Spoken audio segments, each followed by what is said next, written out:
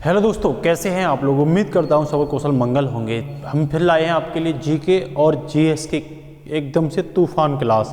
पिछली क्लास में काफ़ी अच्छा रिस्पॉन्स रहा और हमारी उम्मीद है कि हम एसएससी जीडी के लिए या अन्य जो एग्जाम है उनके लिए बेहतरीन करंट आपके लिए बेहतरीन जो जीके है वो आपके लिए लाते रहेंगे। आज का पहला क्वेश्चन चलते हैं बिना कुछ टाइम व्यतीत किए। जैसा कि आप देख रहे होंगे 50 क्वेश्चन हम आपके लिए लाएंगे। आप गैस करना आप कितने सही कर पाते हो, ठीक है ना। उम्मीद करता हूँ आप 10 भी सही कर पाओ तो अच्छी बात है। तो पहला जो क्वेश्चन है साथियों, वो पहला क्वेश्चन कह रहा है इसमें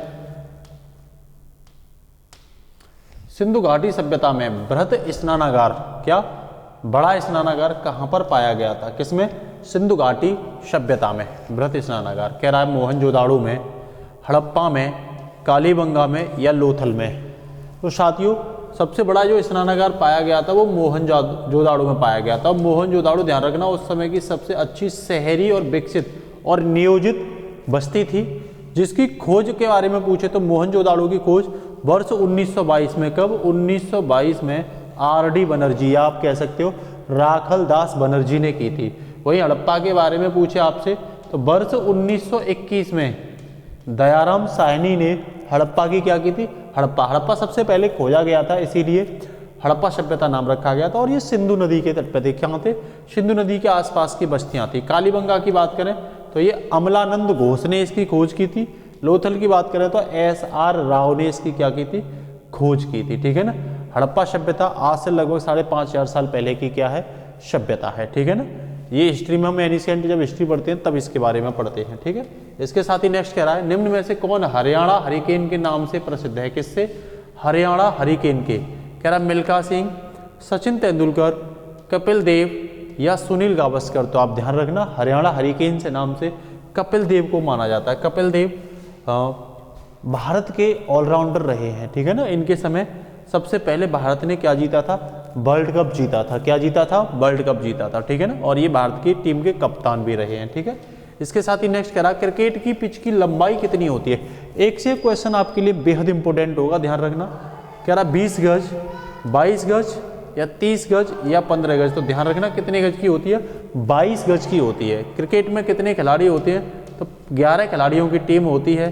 50 ओवर वाले मैच को वनडे मैच कहते हैं। एक ओवर में 6 गेंद फेंकी जाती हैं। कितनी? 6 गेंद फेंकी जाती हैं, ठीक है ना। और 20 ओवर वाले मैच को T20 मैच कहते हैं, ठीक है ना। और जो टेस्ट मैच होता है, टेस्ट मैच, ठीक है ना, वो 5 दिन का होता है। कितने दिन का होता है? 5 दिन का, ठीक है। उसमें 90 ओवर पर डे फेंके जाते हैं। इस चीज़ को आप ध्यान रखना, ठीक है ना। इसमें फास्ट बॉलर होते हैं, स्लो बॉलर होते हैं, जिसे स्पिन बॉलर कहते हैं, बल्लेबाज होते हैं इसमें, ठीक है ना। शतक को 100 रन बनाने वाले को शतक कहते हैं, 50 बनाने वाले को 50 कहते हैं। और इसमें 200 रन तक 50-50 ओवर वनडे मैच में मारे हैं खिलाड़ियों ने, ठीक है ना। इसके साथ ही नेक्स्ट बात करते हैं उबेर कप का संबंध किस खेल से है। तो उबेर कप का संबंध जो है वो साथियों बैडमिंटन से है। साइना नेहवाल भारत की किससे? बैडमिंटन से ही है। साइना नेहवाल ये किससे संबंध रखती हैं? तो बैडमिंटन से रखती हैं, ठीक है ना। इसके साथ ही नेक्स्ट भारत के प्रथम मुख्य चुनाव आयुक्त कौन थे, ये पूछा गया है। जीबी मावलंकर तो ये लोकसभा स्पीकर थे, पहले लोकसभा स्पीकर थे।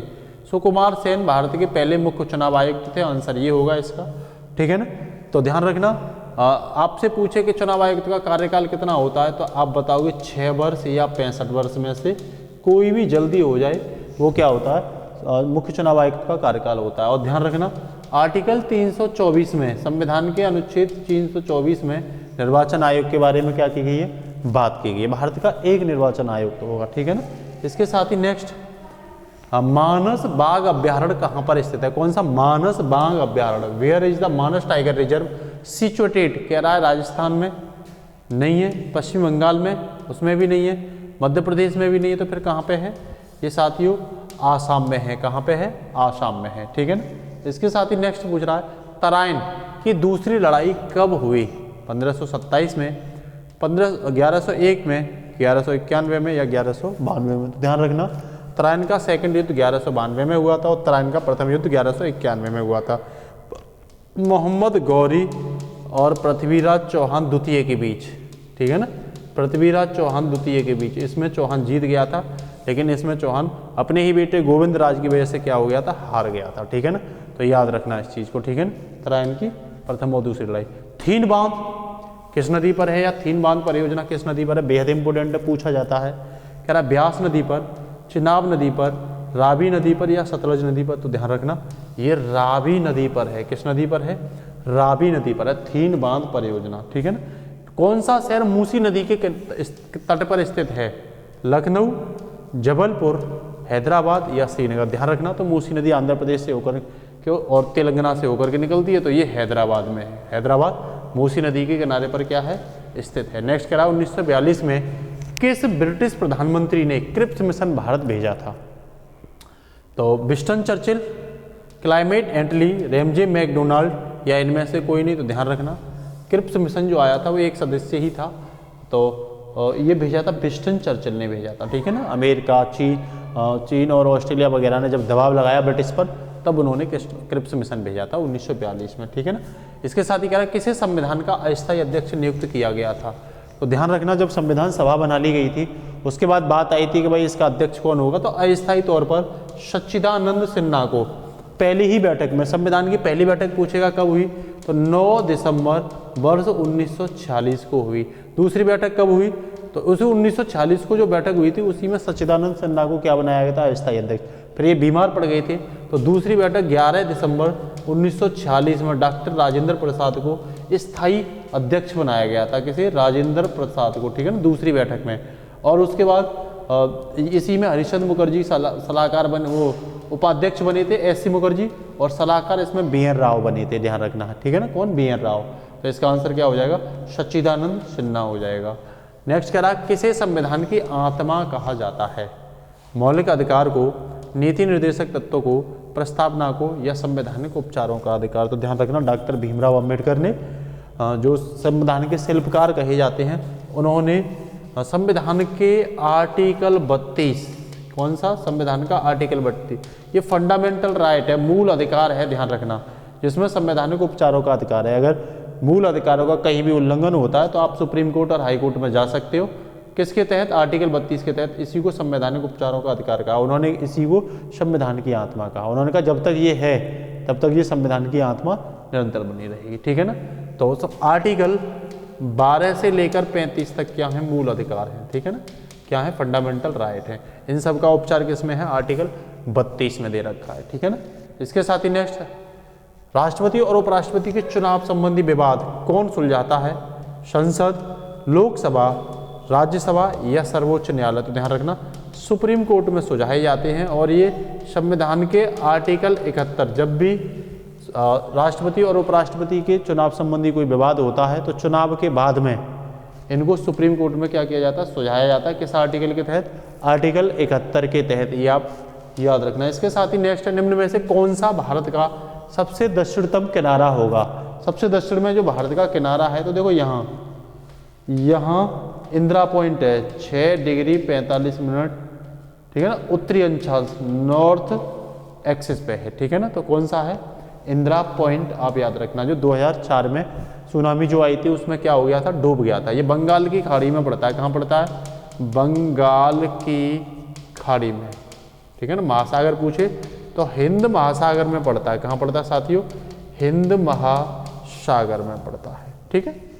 नेक्स्ट, भारत का क्षेत्रफल विश्व के क्षेत्रफल का कितना है, 2.42%, 2% या 1.91% या 4.1%। तो ध्यान रखना 2.42% है। और इसे कह सकते हो आप 32,87,263 किलोमीटर स्क्वायर भारत का क्या है, क्षेत्रफल है। अगर मैं भारत का मैप बनाऊं आपके सामने, ठीक है ना, इस तरीके से, तो ध्यान रखना इस तरीके से भारत की जो डिस्टेंस है वो है 3214 किलोमीटर। और इस ये वाली जो है ये है 2933 किलोमीटर। तो इसको मिलाकर के कुल कितना है, 32,87,263 किलोमीटर स्क्वायर, ठीक है ना। इसके साथ ही नेक्स्ट करा कौन सी धातु चुंबक द्वारा आकर्षित नहीं होती, चुंबक भी उसे अट्रैक्ट नहीं कर सकती। लोहे को तो कर लेती है, निकल को भी कर लेती है, कोबाल्ट को भी कर लेती है, किसे नहीं कर सकती, एल्युमिनियम। एल्युमिनियम का रासायनिक जो प्रतीक होता है वो Al होता है। इसका परमाणु क्रमांक 13 और परमाणु क्या होता है, 27 होता है, ठीक है ना। इसके साथ ही नेक्स्ट कह रहा है कौन सा नियत दो विद्युत आवेश के बीच में लगने वाले बल से संबंधित है। तो कूलाम के नियम में बताया गया है कि दो विद्युत आवेश के बीच, है ना, ये किस में बात की गई है, कूलाम के नियम में की गई है, ठीक है ना, कि दो विद्युत आवेशों के बीच लगने वाले बल को कूलाम बल कहते हैं, ठीक है ना। बल कह रहा जिस ताप पर कोई द्रव उसमें पाकर वाष्प में बदल जाता है, कोई द्रव जब वाष्प में बदलता है तो उसे क्वथनांक कहते हैं। क्या कहते हैं, क्वथनांक, उबलना, क्वथनांक, इसे है ना बॉइलिंग पॉइंट कहते हैं। क्या कहते हैं, बॉइलिंग, ठीक है ना, पॉइंट कहते हैं। ध्यान रखना, कोई भी द्रव, मान लो पानी भाप में चेंज हो रहा है, गैस में चेंज हो रहा है, तो जिस तापमान पर भी होता है उसे हम क्या कहते हैं, उसका बॉइलिंग पॉइंट कहते हैं, ठीक है ना। जब कोई ठोस जिस टेम्परेचर पर पिघलता है उसे गलनांक कहते हैं उस ठोस का, ठीक है ना। जब कोई द्रव किसी ताप पर जमता है उसे उसका हिमांक कहते हैं, ठीक है ना। तीनों चीज़ों के बारे में मैंने आपको क्या कर दिया। ऊर्ध्वपातन क्या होता है, कोई ठोस बिना द्रव में बदले सीधे गैस में बदलता है। जैसे कपूर है तो कपूर द्रव में चेंज नहीं होता, वो सीधे गैस में चेंज होता है और उसे ठंडा करते हैं तो वो पुनः ठोस अवस्था में आ जाता है। इसे सब्लिमेशन या ऊर्ध्वपातन कहते हैं। तो पूछ रहा है कोई द्रव डायरेक्ट वाष्प में चेंज होता है उसे, उस टेम्परेचर को उसका क्वथनांक कहते हैं, ठीक है ना। इसके साथ ही नेक्स्ट कह रहा है तुजू दर्रा भारत को किससे जोड़ता है। तो ध्यान रखना, तुजू दर्रा जो है, जैसे मैं आपके लिए इंडिया का मैप बना रहा हूँ, ठीक है ना, ये मैं इंडिया का आपको मैप बना के देता हूँ, ठीक है, ये तो देखो ये जो मणिपुर है, यहाँ मणिपुर में पड़ता है तुजू दर्रा, जो मणिपुर को म्यांमार से जोड़ता है। किससे जोड़ता है, म्यांमार से जोड़ता है। लोकटक झील कहाँ है, तो याद रखना लोकटक झील तैरती हुई झील है और ये मणिपुर में ही है। कहाँ पे है, मणिपुर में। मणि की पहाड़ी भी मणिपुर में ही है। नेक्स्ट कह रहा है कर मत दो का नारा किसने दिया। आचार्य विनोबा भावे ने, सरदार वल्लभ भाई पटेल ने, जयप्रकाश नारायण ने या श्यामलाल गुप्त पार्षद ने। तो ध्यान रखना, जब खेड़ा, गुजरात के खेड़ा में सूखा पड़ी थी, क्या पड़ी थी, सूखा, तो उस समय सरदार वल्लभ भाई पटेल ने ये नारा दिया था, कर मत दो। और बारदौली जो आंदोलन है ना, वो भी सरदार वल्लभ भाई पटेल से है। और बारदौली की महिलाओं ने 1928 में हुआ था ये, और सरदार वल्लभ भाई पटेल को क्या दी थी, सरदार की उपाधि दी थी, ठीक है ना। तो ये इनसे संबंधित इन्फॉर्मेशन। मेघदूत किसकी रचना है, काफ़ी फेमस है। इसमें यक्ष की कथा के बारे में, एक यक्ष की कथा के बारे में बताया गया। एक यक्ष की क्या है, इसमें कथा है। और ये कालिदास की सबसे फेमस क्या है, सबसे फेमस रचना है मेघदूतम। ये कई बार पूछा गया है, ठीक है ना। इसके साथ ही नेक्स्ट, कन्नौज का युद्ध कब हुआ। तो ध्यान रखना साथियों, कन्नौज का युद्ध जो है वो 1540 में हुआ था। और इसे बिलग्राम का युद्ध भी कहते हैं। क्या कहते हैं, बिलग्राम का युद्ध। क्या कहते हैं, बिलग्राम का युद्ध।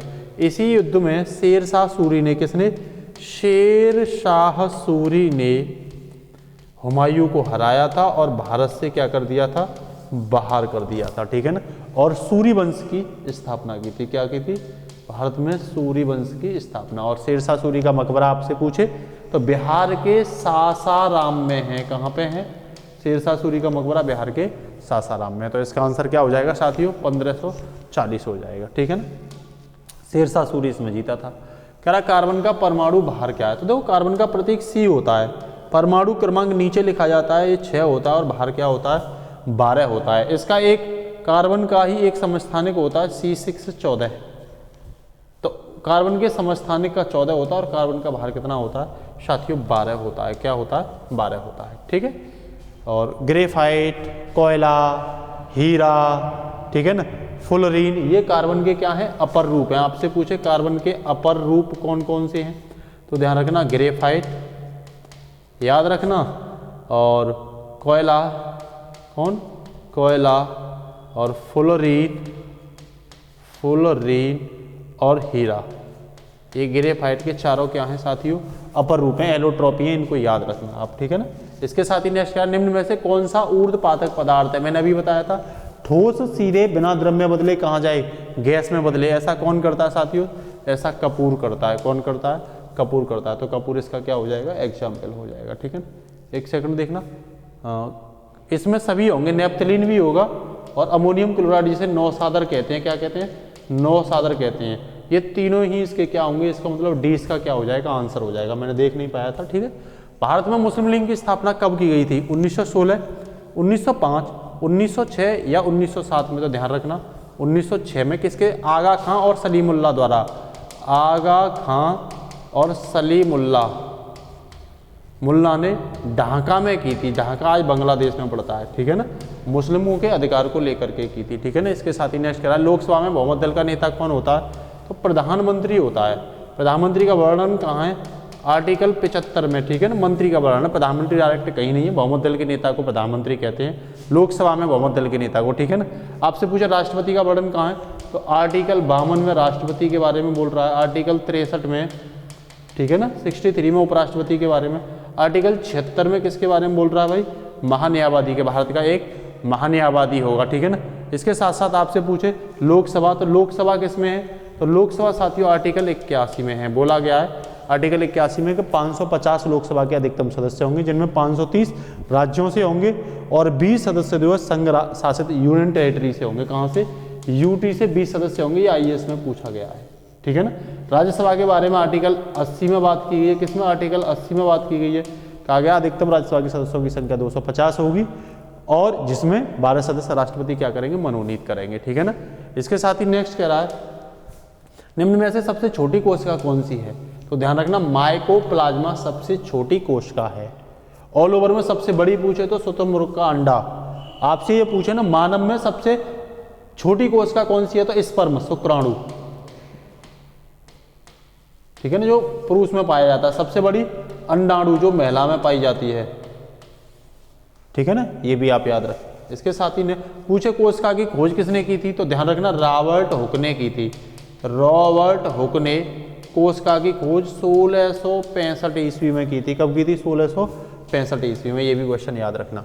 स्पर्मोलॉजी किसके अध्ययन को कहते हैं, तो बीजों के अध्ययन को स्पर्मालॉजी कहते हैं। क्या कहते हैं, जहां आप बीजों की स्टडी करते हो उसे स्पर्मालॉजी कहते हैं। निम्न में से कौन सी राशि स्केलर मतलब वेक्टर क्वांटिटी है, सदिश राशि है, तो देखो ये अदिश राशि है, संवेग अदिश राशि है, त्वरण, ये सब स्केलर क्वांटिटी है। क्या है, स्केलर क्वांटिटी। फिर वेक्टर क्वांटिटी कौन सी है, हाँ ये सदिश राशि इसमें द्रव्यमान हो जाएगा, ठीक है ना। नेक्स्ट कह रहा है 1000 झीलों का भूमि किसे कहा जाता है, फिनलैंड, नागालैंड, थाईलैंड या स्विट्जरलैंड को, तो फिनलैंड को कहा जाता है, ठीक है ना। यूरोप में पड़ता है, स्कैंडिनेवियन कंट्रियों में पड़ता है फिनलैंड, ठीक है ना। वहाँ बहुत सारी झीलें हैं, इस चीज़ को आप याद रखना।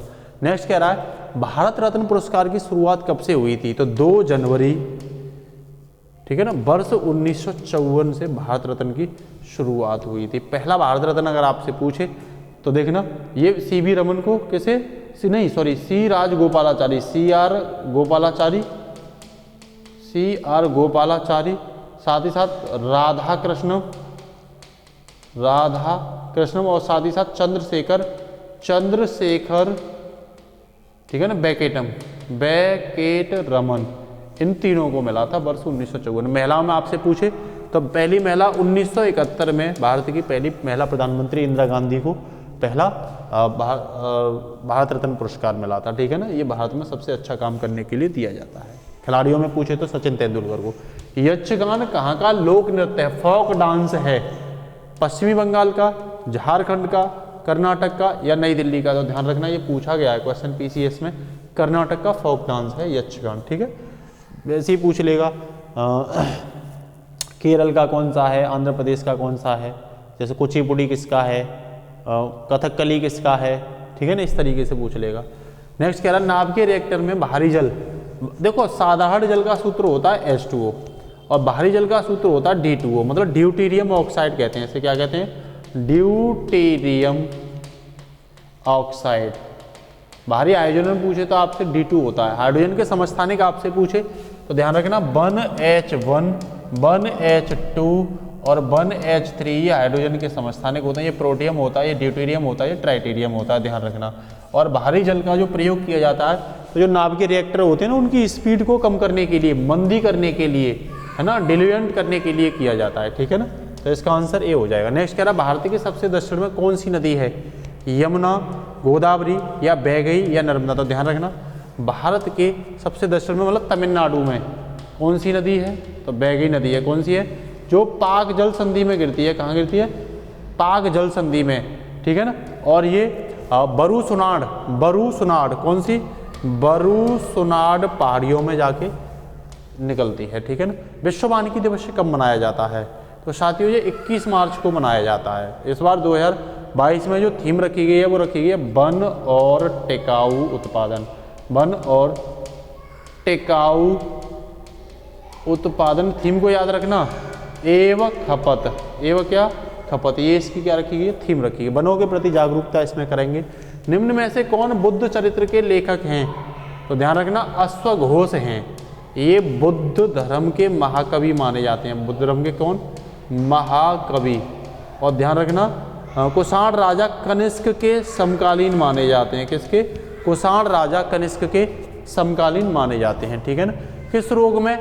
कुछ रोग को हैंसन रोग भी कहा जाता है। तो लेप्रोसी कह लो या कुष्ठ रोग कह लो, इसको कहा जाता है। और ये माइकोबैक्टीरियम लेप्री जीवाणु द्वारा, कौन सा? माइकोबैक्टीरियम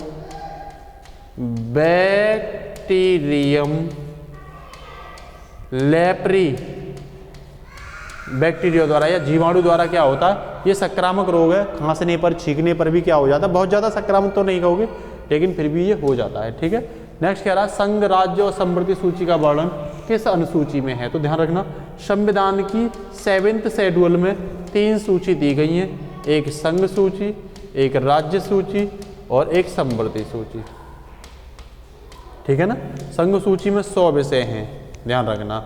राज्य सूची में 61 विषय हैं और साथ ही समृद्धि सूची में लगभग आप याद रखना 42 विषय के करीब हैं। ठीक है ना। तो संघ पर कानून बनाने का अधिकार केंद्र को होता है, राज्य पर राज्य को होता है, समवर्ती पर दोनों बनाते हैं, दोनों ही कानून बना लेते हैं। तो केंद्र के कानून को क्या किया जाता है? फॉलो किया जाता है। और ये कानून को या शक्ति को ऐसे बांटना संघवाद का क्या है? उदाहरण है। ठीक है ना। अंतर्राष्ट्रीय ओलंपिक समिति का मुख्यालय कहाँ पे है? तो ध्यान रखना लोसाने। लोसाने कहाँ पड़ता है? तो ये स्विट्जरलैंड में पड़ता है। राइडर कप किस खेल से संबंधित है? तो ये गोल्फ से संबंधित है। किससे है साथियों? ये गोल्फ से संबंधित। अंगूर में कौन सा अम्ल पाया जाता है? सबको पता है टार्टरिक अम्ल पाया जाता है। केला, इमली, कच्चे आम में भी कौन सा अम्ल पाया जाता है? टार्टरिक अम्ल पाया जाता है। ग्रीन पार्क स्टेडियम भारत में कहाँ स्थित है? तो ये साथियों कानपुर में है। कहाँ पे है? ये कानपुर में स्थित है। ठीक है ना। इसके साथ ही सोडा वाटर बनाने में कौन सी गैस यूज की जाती है?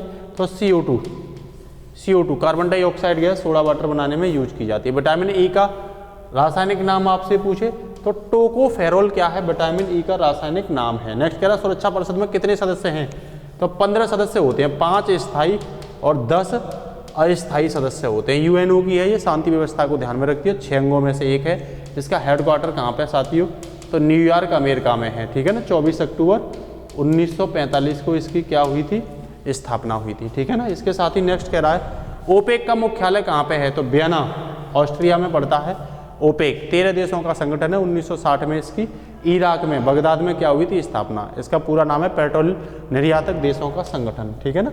नेक्स्ट कह रहा है विश्व का सबसे बड़ा और गहरा महासागर प्रशांत महासागर है। ध्यान रखना। ठीक है ना। कौन सा महासागर? प्रशांत महासागर है। इसके साथ ही कह रहा है ISI गुप्तचर संस्था या खुफिया एजेंसी किस देश की है? तो साथियों ये पाकिस्तान की है। ठीक है ना। किसकी है? पाकिस्तान की है। ठीक है ना। इसका नाम इंटर सर्विसेज इंटेलिजेंस है।